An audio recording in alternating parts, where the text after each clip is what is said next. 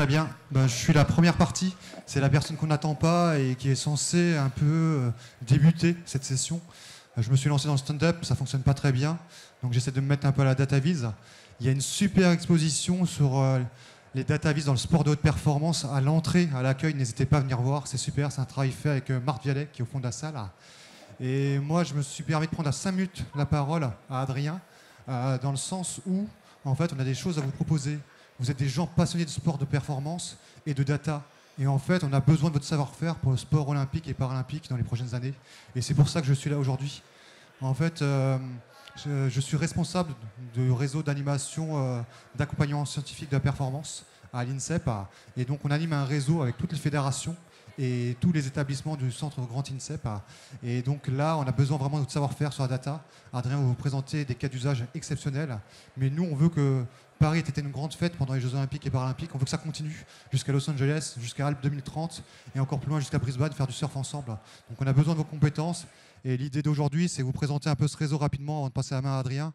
On a déjà près de 1100 chercheurs sur tout le territoire engagés à nos côtés sur des projets scientifiques, souvent en lien avec la data. Et peut-être vous n'êtes pas encore embarqué sur cette question, donc n'hésitez pas.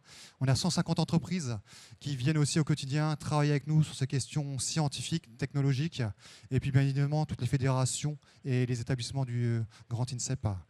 Donc voilà, je me suis dit ce matin, avant de finir et de laisser la main à Adrien, mais concrètement, qu'est-ce que ça veut dire? Comment on peut travailler ensemble? Et l'idée, c'est de vous présenter 3, 4, 5 exemples pour voir comment, sur ces prochaines années, on peut travailler ensemble et mettre vos savoir-faire vraiment au service de la performance sportive.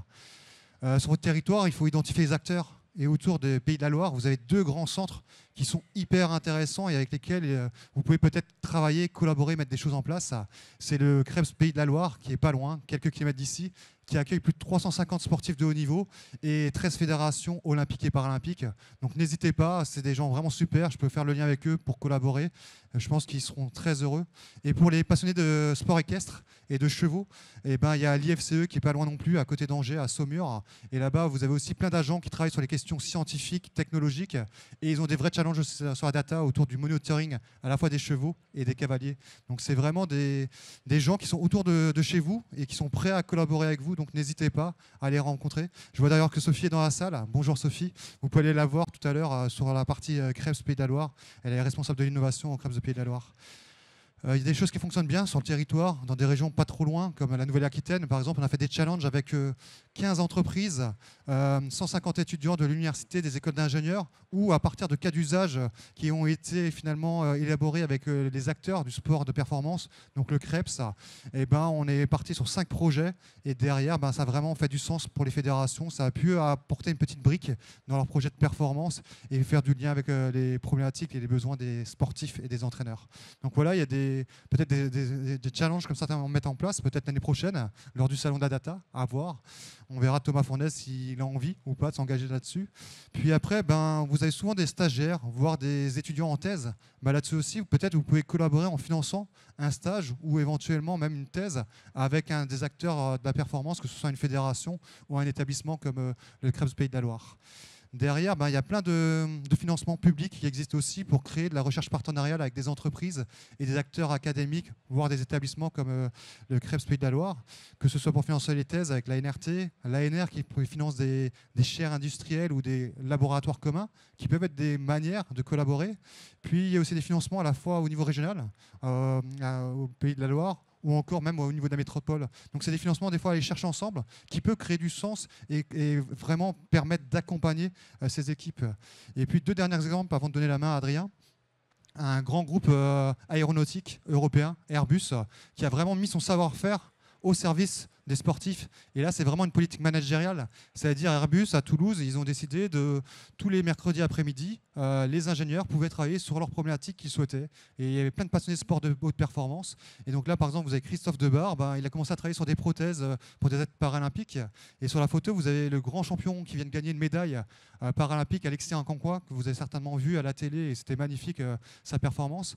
Il a contribué à optimiser sa prothèse pour permettre cette belle performance, puisque qu'Alexis a gagné avec plus de 2030 d'avance. Donc c'est aussi toute une optimisation du matériel derrière. Donc ok, c'était la première brique, cette politique managériale. Et derrière, il fallait mettre plus de montants, mais ça permet d'engager, d'embarquer de nouvelles idées et de s'investir sur cette côté performance.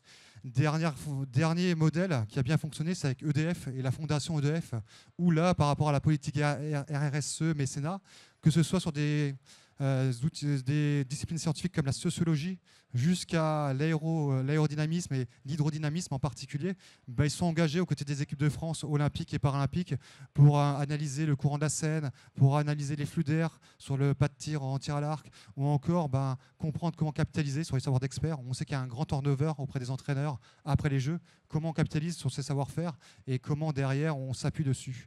Voilà, c'était quelques exemples inspirants. Vous avez un très beau programme aujourd'hui et cet après-midi encore avec le rugby, avec la voile, avec aussi l'athlétisme qui sera présent. Donc n'hésitez pas à vous enrichir de tout ça, vous inspirer. Vous allez voir plein d'exemples sur l'utilisation des données en sport de haute performance. Et j'espère que votre savoir-faire pourra contribuer à encore avancer sur ces questions de data et les challenges à venir comme l'IA générative. Merci à vous. C'était Adrien pour la première partie et je passe le relais à mon copain Adrien. Bonjour, vous m'entendez? Merci Adrien.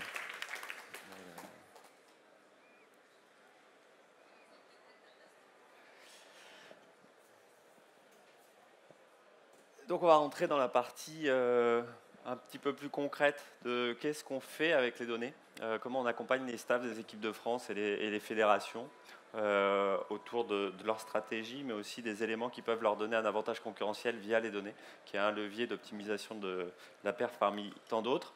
Alors des données dans le sport de haut niveau, il y en a beaucoup, même peut-être plus que vous ne pouvez l'imaginer.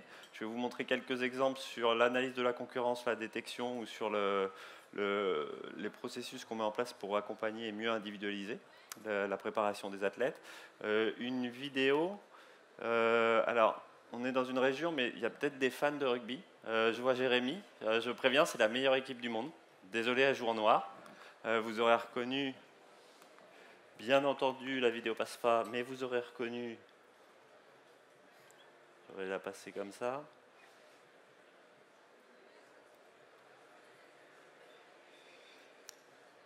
C'est pour vous illustrer un peu. Donc c'est La Rochelle, bien entendu, hein, qui joue en noir. Donc ça, en fait, c'est quand le week-end, on regarde des matchs où on va au stade et qu'on apprécie ça. Hop, le joli petit cadrage débordement, un essai. Et en fait, ce que voit Jérémy, ses collègues, qui vous présentera des exemples dans le rugby, et c'est comme ça dans tous les sports où ils ont des GPS entre les omoplates. Donc on l'a dans le basket, on l'a à l'entraînement, en compétition selon les sports où c'est autorisé. Et donc vous avez des données d'accélération, de décélération, de déplacement, et ces données-là sont croisées à de l'analyse vidéo pour venir qualifier si ces accélérations sont pertinentes dans le jeu ou pas. Donc énormément de données sont récoltées, et ce dans tous les sports. Et donc, globalement, nous, on intervient. Donc là, ce n'est pas exhaustif, mais on a vraiment 3 grands champs d'intervention dans le sport de haut niveau. Vous avez la partie en haut à gauche sur l'analyse de concurrence, c'est-à-dire qu'on va aller observer comment gagnent et comment perdent l'ensemble des adversaires des équipes de France pour essayer d'identifier plutôt les patterns des défaites et de donner des informations. Alors le plus souvent, c'est de répondre à ce que des staffs vont percevoir, mais en tout cas venir objectiver cette partie-là et proposer des stratégies d'adaptation. Vous avez la partie en bas à gauche qui est sur la détection. Donc nous on parle d'estimation de potentiel et c'est comment on va créer des modèles pour ouvrir les yeux et aider les fédérations à aller réellement pas passer au travers d'un pool de jeunes athlètes qui sont aujourd'hui délaissés, pas regardés et qui vont abandonner la pratique en question et peut-être dans un enjeu de capital santé, ce qui est assez grave. Quand on fait des analyses de survie des populations au sein des fédérations, ils abandonnent un sport pour lequel ils sont venus, mais globalement, ils ne vont pas se remettre dans d'autres sports, donc c'est des enjeux sanitaires assez graves. Et puis alors, il y a une partie qui nous prend beaucoup de temps, qui est sur l'optimisation de la performance. Donc là, des données vont être colligées sur la façon dont les athlètes s'entraînent, dorment, récupèrent, mangent, passent des tests physiques pour mieux se préparer et individualiser la préparation.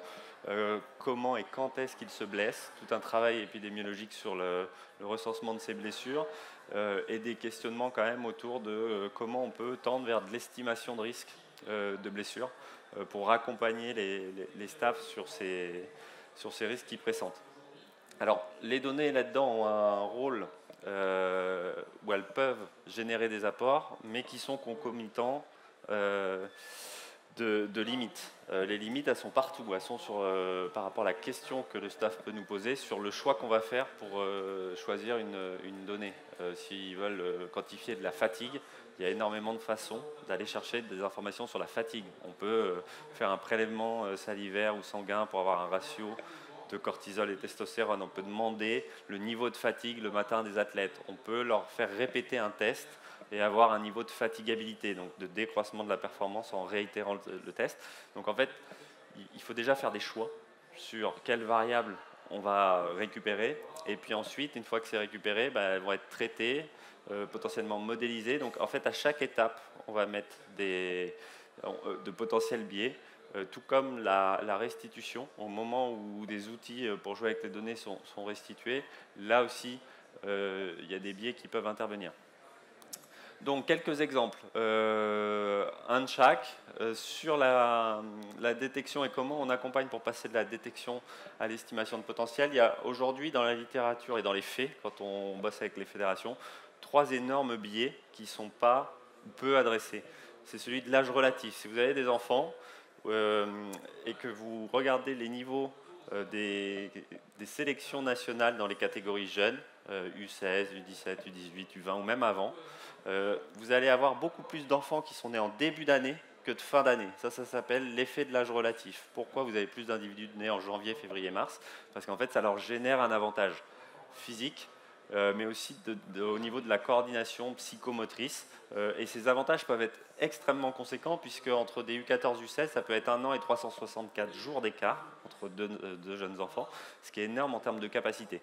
Donc en fait, on met en avant déjà cet effet-là au sein des sélections jeunes, et après on montre l'impact que ça a sur la performance, ce qui nous permet de recalibrer les niveaux de performance des jeunes athlètes en fonction de l'effet de l'âge relatif. Par exemple, en aviron, ça permet d'estimer tant de watts en plus sur ergocycle par jour en plus dans cette catégorie d'âge. En natation, selon le bassin de 25 ou de 50 et la nage, c'est pareil, ça enlève des millisecondes, voire des secondes, et ça a permis d'inviter au championnat de France des jeunes athlètes qui n'avaient pas le niveau chronométrique actuellement, mais quand on recalibrait les performances, ils auraient pu être invités, et donc ils ont été invités pour sensibiliser sur cet aspect-là. Le deuxième biais, c'est l'âge biologique. Dans cette catégorie U14, U16, vous pouvez avoir des individus qui ont passé leur pic pubertaire, notamment chez les filles, et d'autres qui ne l'ont pas passé. Donc là, vous comparez des personnes qui sont à 100% de leur capacité physiologique, biomécanique, de coordination neuromotrice, et d'autres qui sont peut-être à 20, 30, 40. Donc il y a des outils simples pour permettre d'observer à quel moment les jeunes athlètes sont par rapport à leur pic de vélocité de croissance, donc au niveau où ils deviennent matures, qui sont assez simples. Là, ce que le graphique met en évidence, c'est pareil sur la fédé de natation, on a pu mettre en avant que plus de 80% des meilleurs athlètes, donc sur les championnats de France, avaient passé leur pic pubertaire depuis plus de 4 ans et demi dans les catégories juniors, alors que les 10% les plus faibles étaient en plein dans le pic. Donc en gros, ils sélectionnaient juste les plus matures, pas forcément les plus forts pour le futur. Et le dernier aspect, c'est l'âge d'entraînement, c'est tout con aussi, hein. Vous allez comparer des individus qui ont 1 an d'athlétisme versus un autre gamin qui peut en faire depuis 4 ou 5 ans. Sauf que ça, c'est peu modélisé. Et aujourd'hui, la littérature scientifique n'aide pas sur la compréhension entre un individu qui commence, par exemple, le football à 9 ans versus un qui commence à 14 ans. Si celui qui commence à 9 ans a fait d'autres sports et celui qui commence à 14 ans n'en a pas fait, quelles sont les capacités de progression vis-à-vis desquelles on peut s'attendre, qui ne vont pas être les mêmes. Il y a une idée aussi de pool, d'entraînabilité derrière tout ça. Donc on modélise ces éléments-là, et ça, en fait, ça va permettre de recalibrer, de créer des outils pour les fédés où ils rentrent les niveaux de performance, et ça permet de recalibrer en fonction de leur propre âge relatif, de l'âge biologique et de l'âge d'entraînement. Et ça permet vraiment de mettre en évidence que déjà les individus qui sont présents à l'heure actuelle sont plutôt les plus vieux relativement, les plus vieux biologiquement et les plus vieux dans l'activité. Et ça va faire sortir du chapeau de jeunes individus. Ou alors pourquoi cet individu-là, qui est né en fin d'année, qui est plus petit et moins mature et qui fait du tennis que depuis 2 ans, est là. Et donc ça ouvre la boîte de Pandore sur les autres qualités à regarder. Et ça ouvre le spectre pour tendre vers ce qu'on appelle les parcours de vie. Donc là, c'est l'exemple, par exemple, d'un jeune petit joueur de tennis qui commence Et donc sa performance va augmenter parce qu'il pratique. Puis il arrête le sport, peut-être parce qu'il n'y a plus de possibilité de faire de tennis où il se trouve. Il peut rentrer dans une structure de haut niveau, doubler le volume d'entraînement, puis dans un pôle France, une académie, se blesser à l'épaule et rentrer professionnel. Et ce qu'on fait en fait, c'est qu'on va aller chercher des informations à tous les âges. Et donc peut-être qu'à 3 ans, en fait, sa pente de progression est liée à sa pratique délibérée. C'est les autres jeux qu'il va faire et les autres sports qu'il va pratiquer qui vont lui permettre de progresser. Et puis quand il arrête, c'est peut-être son lieu d'habitation qui fait qu'il ne peut plus pratiquer du tennis. Les charges d'entraînement sur ce regain de perf ici, parce qu'il rentre dans une structure un peu plus performante. Après les compétitions, quand ça commence à 8 ans, les tests physiques sont peut-être les éléments, les paramètres qui vont lui permettre de progresser le plus autour de 13 ans. Donc, si vous vous souvenez de la slide avant, c'était le moment du pic de vélocité de croissance. Donc, c'est là où il prend plein possession de ses moyens sous climat hormonal optimisé. C'est peut-être des tests psycho et des capacités de résilience au moment où il se blesse. Stratégie de jeu et tactique quand il rentre sur le circuit professionnel à 18 ans. Et en fait, ce qu'on essaye de mettre en place, c'est des modèles qui vont considérer tous ces paramètres-là, mais à des poids différents selon les âges, et de comprendre en fait individuellement quel est l'impact de toutes ces variables sur les capacités de progression, sur le niveau actuel, mais aussi surtout sur les capacités de progression des jeunes athlètes. Donc voilà comment, sur cet aspect-là d'estimation de potentiel, on essaye de changer la façon dont c'est perçu en fournissant des outils. Alors, pour rendre les staffs plutôt data éclairés. On n'est pas du tout dans le data drivé. Quand vous voulez, on a eu des expériences comme ça, aller expliquer de la perf à des entraîneurs plutôt de sport de combat ou de stratégie à mettre en place, ça ne marche pas vraiment. Donc c'est plutôt répondre à des questions en objectivant leurs problématiques. L'autre élément central sur lequel on intervient, c'est tout ce qui est le suivi et le monitoring. Donc là, il y a vraiment, mais alors vraiment beaucoup de données qui rentrent quotidiennement, que ce soit sur déjà la planification de l'entraînement. Qu'est-ce qui est prévu aujourd'hui? Ensuite, après, qu'est-ce qui est réalisé en termes de charge d'entraînement, de charge de compétition? Alors, charge d'entraînement, il va y avoir le volume, combien de temps un athlète s'entraîne, l'intensité, à quelle intensité par rapport à son 100% de fréquence cardiaque ou de vitesse, ou de, peut-être que je vois Jérémy là, nous on le fait dans le basket actuellement, pour les préparateurs physiques, c'est hyper important de déterminer les most demanding scénarios, les worst case scénarios, c'est-à-dire quelles sont les demandes physiques les pires auxquels va être confronté un athlète pendant la compétition, pour reproduire ces éléments-là, voir ajuster les doses d'entraînement pour pouvoir répondre mieux à ces contraintes-là. Vous avez donc toute cette partie-là, volume, intensité, mais aussi densité, à l'intérieur des séances, le ratio travail-récupération dans une heure d'entraînement, ce n'est pas forcément toutes les mêmes heures, et l'orientation, c'est comment on va orienter les séances entre celles du matin et celles de l'après-midi pour optimiser les ajustements.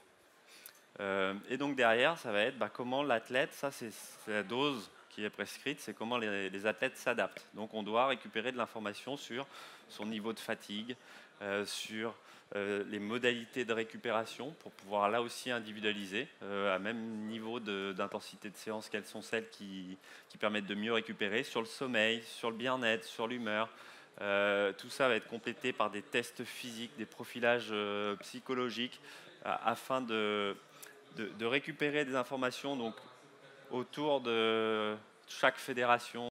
Il y a des outils aussi nationaux au sein du Sport Data Hub, d'Athlete Management System, qui sont des outils pour centraliser les informations et les données autour des athlètes. Ça leur permet de les visualiser en instantané et nous de mettre en banque toutes ces informations-là pour pouvoir répondre à des questions. Avec une perception qui est plutôt celle-ci aujourd'hui, c'est on va récupérer des informations sur la perf, sur la blessure, sur la récupération, donc tout ce que je vous ai montré au préalable, et on les perçoit dans un réseau où toutes ces variables-là ont un impact les unes sur les autres qui est différent entre les individus, entre les sports, entre la période, et qui vont avoir, c'est assez simple, hein, si vous avez un niveau de fatigue ou que vous avez mal dormi, votre capacité à récupérer ou à encaisser une charge d'entraînement ne va pas être la même. Donc il faut regarder, essayer de monitorer et de mesurer dans quelle mesure ça impacte sur toutes les autres bulles. Et donc en fait, ce qu'on met en place par exemple, c'est lorsqu'il y a une survenue de blessure, on ne va pas essayer de chercher des causalités, on va essayer de comprendre comment le réseau bouge. et quels sont les paramètres qui bougent en même temps. Donc là, peut-être que pour cet athlète, lorsque est survenue cette blessure, ou l'ensemble de ces blessures, c'était plutôt associé à des niveaux de récupération qui étaient plutôt faibles, des maladies et des notions de fatigue. Pour une autre, les blessures étaient plutôt associées à des charges très conséquentes d'entraînement, en lien avec une planification chargée sur ces périodes-là, mais des niveaux de fatigue et de courbature, delayed onset muscle soreness, c'est courbature en anglais, parce que courbature ça prend de la place. Et en fait, ce niveau de fatigue lié à déficit de sommeil, et si vous n'êtes pas en capacité de recueillir les déplacements, pour cet athlète-là, on n'aurait pas su. On aurait pensé que c'était un problème de sommeil et de fatigue, mais en fait, c'était les jet lag qui pouvaient causer une élévation du risque de survenue de blessure. Et donc, en fait, c'est d'avoir une approche individuelle. Parce que cette question-là, donc dès que c'est touchy, c'est Batman qui apparaît. Cette question-là, c'est celle qui nous est posée très régulièrement, c'est quel est le niveau d'état de forme de l'athlète. Donc à partir de toutes ces données, est-ce que vous pouvez me dire quel est le niveau de risque de blessure de l'athlète s'il s'entraîne cet après-midi? Donc ce qu'on fait, en fait, on entraîne des modèles pour aller observer à chaque fois qu'un athlète se blesse, est-ce que le modèle était en capacité de le prédire ou pas. Et donc ce qu'on va sortir comme couleur là avec les petits chiffres, c'est juste les niveaux de précision de ces modèles-là. Et donc, on va vous dire, il est rouge à 53% de risque, c'est-à-dire que l'algo, sur les 2-3 saisons où il s'est entraîné, estimait correctement, lorsqu'il disait que l'athlète allait se blesser, qu'il se blessait dans 53% des cas. Alors, le score en vert est beaucoup plus simple à mettre en place et les scores sont beaucoup plus élevés, c'est quand on dit qu'il n'y a pas de risque. En tout cas, ça permet, par rapport au biais qu'on incorpore aussi via les données, d'être très clair sur la méthode et d'échanger avec les entraîneurs en leur disant vous avez aussi des scores de précision des modèles. On peut vous ouvrir les modèles avec les shape values pour que vous puissiez voir individuellement quelles sont les variables qui ont le plus de poids, parce que comme ça résonne et ils retrouvent leur petit. C'est l'essentiel dans le taf pour qu'ils adhèrent et de pouvoir répondre à cette question-là avec l'ensemble des biais, des risques, en essayant d'être déontologique le plus possible. Alors des données, on a des données pour estimer, pas mal, donc ça on peut en parler un peu plus maintenant. C'était un projet pour Paris 2024 où on avait 4 data scientists qui, à partir de 80 millions de données, 30 millions de données de résultats qui nous arrivent toutes les nuits sur toutes les compétitions de la planète, ça nous permettait d'estimer la probabilité d'être champion olympique pour tous les athlètes de la planète. Donc on a créé un outil en ayant toujours en tête cette phrase que j'aime bien d'Edgar Morin et Pierre Rabhi qui ont un petit échange dans un petit livre, Frères d'âme, où ils disent le sûr n'est jamais certain et l'improbable n'est jamais impossible. Donc cet outil, donc là je vous ai mis que l'exemple de Batman et que quelques captures d'écran de ce qui ça produit. Vous avez une petite partie sociologique. Son niveau estimé sur les prochains Jeux Olympiques ou les prochains Championnats du Monde. Ici, c'est assez simple. Vous avez Batman en rouge. C'est son niveau de performance en fonction des années, selon les 8 meilleurs mondiaux. Et le couloir de perf, c'est un truc qu'on a créé un petit bout de temps. Ça permet de regarder où se situe l'athlète dans la trajectoire des médailles olympiques et mondiaux. Alors après, vous avez des fils, vous pouvez choisir les championnats d'Europe, les championnats du monde, que les premiers, le podium, les 8 premiers. Mais en tout cas, c'est ce que nos concurrents anglo-saxons appellent le Olympic Pathway. Ça permet de regarder comment se situe l'athlète français vis-à-vis de cette concurrence-là. La question qu'on nous posait tout le temps avant les Jeux, c'était combien de médailles. Donc ça, on n'avait pas le droit de le dire. Il y avait un monsieur patron du sport de niveau qui ne voulait pas. On a fait des screenshots, on était à 16 médailles d'or et 62 médailles, ce qui n'était pas trop mal vis-à-vis de ce qui s'est passé réellement. Et là également, chaque probabilité est avec sa marge d'erreur. Et justement, en fait, il y a tout un jeu des marges d'erreur, en fait, avec les bornes sup et inf, entre les 4, 5, 3e, ou dans certains sports, en fait, c'est là où on va se retrouver, qu'on n'était pas à estimer 16 d'or, mais qu'on estimait 16 d'or plus ou moins 4. Autre exemple, ça c'est le travail de thèse de Thibault Le Danois, qui était assez chouette aussi sur toute la partie de prédiction. On avait toutes les données physiologiques des athlètes français en triathlon. Ensuite, il récupérait toutes les données de parcours, donc avec le nombre de virages, les dénivelés, et l'ensemble des comportements de tous les athlètes étrangers et français sur ces parcours, sur ces circuits. Ça permettait de classer par des modèles de clustering très simples les typologies de parcours. Et ensuite, avec l'ensemble des individus qui allaient être présents sur ce plateau-là, d'estimer en fait les probabilités de scénarios de course. Donc ça, c'est un exemple, c'est la première fois qu'il l'avait sorti. En fonction des athlètes qui étaient présents, pas mal d'Espagnols, ce qui allait se passer en natation, c'est qu'il allait y avoir une natation plutôt étirée, avec des nageurs, alors le staff le savait, hein, il y avait des nageurs espagnols qui allaient démarrer très vite pour mettre le français un peu sous l'eau, c'est le cas de le dire. Et à la sortie, en fait, après la transition, aux cyclistes, ça allait faire un groupe d'échappés, un qui allait essayer de les rattraper, et puis le peloton à la fin. Et en gros, à chaque fois qu'on simulait cette typologie de course, jamais le français, s'il n'était pas dans le peloton de tête en natation, pouvait terminer sur le podium.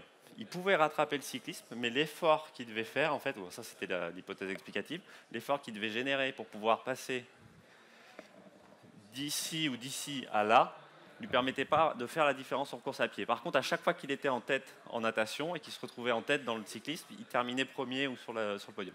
Alors bien sûr, c'est un exemple que je vous montre parce que c'est ce qui s'est passé. Tous les trucs pétés, on les cache.